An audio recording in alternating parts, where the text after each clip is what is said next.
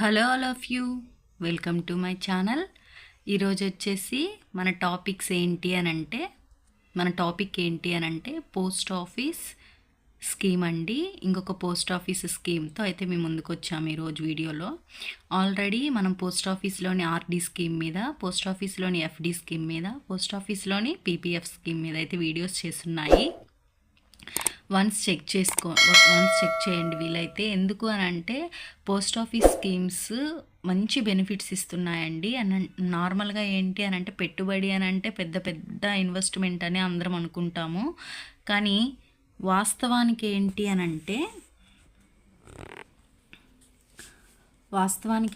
అంటే పోస్ట్ ఆఫీస్లో అయితే మనకి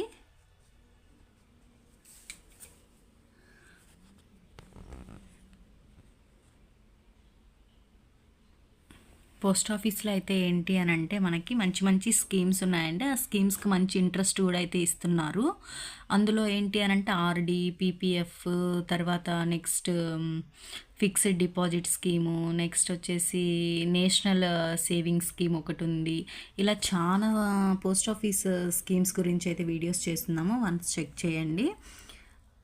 నెక్స్ట్ సుకన్య గురించి కూడా ఉందండి పోస్ట్ ఆఫీస్ స్కీము, అది కూడా ఒకసారి చెక్ చేయండి. ఆల్మోస్ట్ ప్రతి ఒక్క పోస్ట్ ఆఫీస్ స్కీమ్స్ గురించి అయితే వీడియోస్ ఉన్నాయి, వన్స్ చెక్ చేయండి. ఇప్పుడు మనం వీడియోలోకి వెళ్ళిపోతే మన టాపిక్ వచ్చేసి post office senior citizen saving scheme అండి. దీనినే ఎస్సీఎస్ఎస్ అని కూడా అంటారు.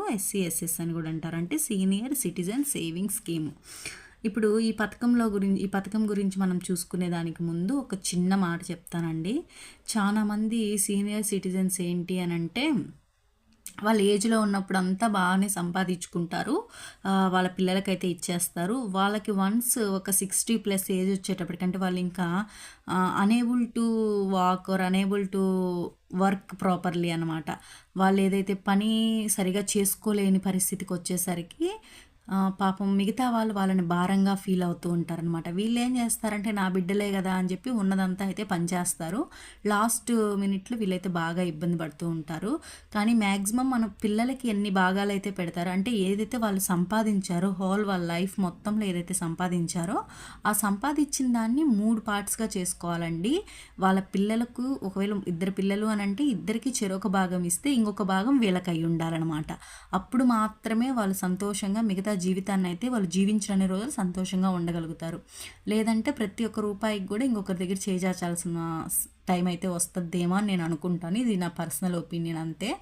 ఓకేనండి. ఇప్పుడైతే మనము స్కీమ్ గురించి చూసినట్లయితే సీనియర్ సిటిజన్ సేవింగ్ స్కీమ్ గురించి చూద్దామండి. ఈ పథకంలో పెట్టుబడి పెడితే అంటే ఎవరు పెట్టుబడికి అర్హులు అని అంటే 60 years అబవ్ ఉన్న వాళ్ళైతే, 60+ అయి ఉన్న వాళ్ళు మాత్రమే దీనికి అర్హులు.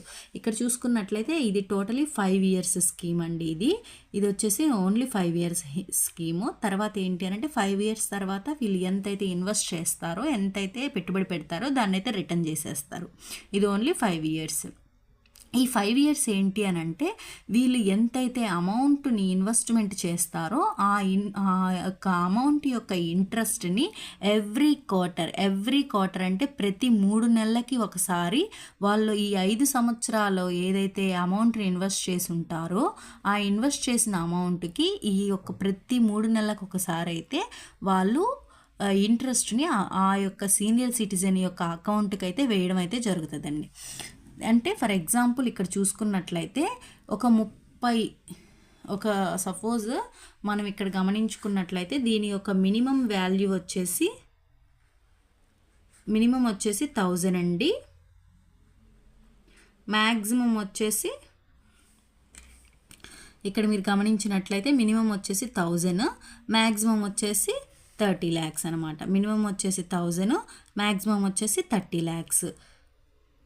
ఫర్ ఎగ్జాంపుల్ చూడండి, ఇక్కడ ఒక 30 lakhs అమౌంట్ని ఒక వ్యక్తి, ఒక సీనియర్ సిటిజను ఒక 30 lakhs అమౌంట్ని, అంటే తన ప్రాపర్టీ అమ్మంగా వచ్చిన డబ్బులో, లేకపోతే తన రిటైర్మెంట్లో వచ్చిన డబ్బులో, లేదా తన హోల్ లైఫ్ ఒక 60 years పాటు తన సేవ్ చేసిన అమౌంట్ అనుకుందాం. సపోజ్ ఒక 30 lakhs తనకైతే తన రిటైర్మెంట్ డబ్బులే వచ్చాయనుకుందాము. ఆ 30 lakhsని అతను తీసుకెళ్ళి రిస్క్ ఫ్రీ అయిన post office senior citizen saving స్కీమ్లో ఇన్వెస్ట్ చేశాడు అనుకుంటే ప్రతి 3 నెలలకు ఒకసారి అతనికి 60,000 రూపాయలు రూపాయలు అయితే తన అకౌంట్లోకి దాని యొక్క తాలూకు ఇంట్రెస్ట్, ఈ 30 లక్షల యొక్క ఇంట్రెస్ట్ అయితే ప్రతి 3 నెలలకు ఒకసారి 60,000గా తన అకౌంట్లోకి అయితే రావడం జరుగుతుందండి. ఫర్ ఎగ్జాంపుల్ చూడండి, మళ్ళీ చెప్తున్నాను, దీంట్లో ఇంపార్టెంట్ విషయాలు ఏంటి అని అంటే, ఈ పోస్ట్ ఆఫీస్ స్కీమ్ పేరు వచ్చేసి సీనియర్ సిటిజన్ సేవింగ్ స్కీమ్ అండి. SCSS అంటారు. ఈ పథకంలో పెట్టుబడి పెడితే ఎవరైతే దీనికి అర్హులు అని అంటే 60+ 60 సంవత్సరాలు నిండిన వాళ్ళు మాత్రమే దీనికి అర్హులు. ఇది ఎన్ని సంవత్సరాల స్కీమ్ అంటే 5 ఇయర్స్ స్కీము. మనం ఏదైతే ఇన్వెస్ట్మెంట్ దీంట్లో చేస్తున్నామో ఆ అమౌంట్ అయితే మనకి 5 ఇయర్స్ తర్వాత అయితే మనకి ఇచ్చేస్తారు. నెక్స్ట్ ఇంకొకటి ఏంటి అని అంటే, మనం దీంట్లో ఎంత అమౌంట్ అయితే పెడుతున్నామో ఆ అమౌంట్కి ప్రతి ఒక్క 3 నెలలకు ఒకసారి, ఎవ్రీ క్వార్టర్, ప్రతి 3 నెలలకు ఒకసారి అయితే మనకి ఇంట్రెస్ట్ అనేది మన అకౌంట్కి అయితే వేయడం జరుగుతుంది.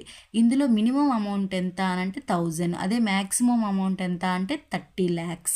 ఫర్ ఎగ్జాంపుల్గా మనం తీసుకున్నట్లయితే ఒక సీనియర్ సిటిజన్కి తన యొక్క రిటైర్మెంట్ అమౌంట్ అనేది ఒక 30 lakhs వచ్చింది అనుకుంటే, తన 30 lakhsని తీసుకెళ్ళి పోస్ట్ ఆఫీస్లోని సీనియర్ సిటిజన్ సేవింగ్ స్కీమ్లో ఇన్వెస్ట్ చేశాడు అనుకుంటే, అతనికి ప్రతి ఒక్క 3 నెలలకు ఒకసారి అంటే ఎవ్రీ క్వార్టర్కి అతనికి 60,000 చొప్పున అతని అకౌంట్కి అయితే వస్తాయండి. అంటే ఇదేంటి 60,000 అని అంటే, ఈ 30 లక్షల యొక్క తాలూకా ఇంట్రెస్ట్ అయితే ప్రతి 3 నెలలకు ఒకసారి 60,000 లెక్కన అతని అకౌంట్కి అయితే వేయడం జరుగుతుందండి.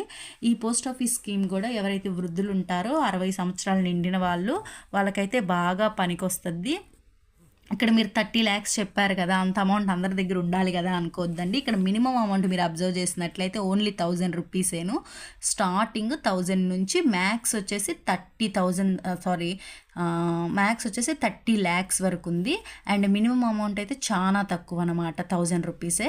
కాబట్టి మనం ఏంటి అని అంటే ఒక 10,000, 20,000, 30,000 ఎంతైనా సరేనండి, మన దగ్గర ఉన్నది అంటే 1000 నుంచి స్టార్ట్ చేసి 30 lakhs లోపు ఎంతైనా సరే మనము ఈ 60 ఇయర్స్ నిండిన వాళ్ళు ఎవరైతే ఉంటారో వాళ్ళ పేరునైతే మనం అకౌంట్లో వేస్తే, అంటే పెట్టుబడి పెడితే మనకైతే ప్రతి ఒక్క 3 monthsకి ఒకసారి అయితే ఇంట్రెస్ట్ అయితే వాళ్ళ అకౌంట్కి జమ అవుతుంది.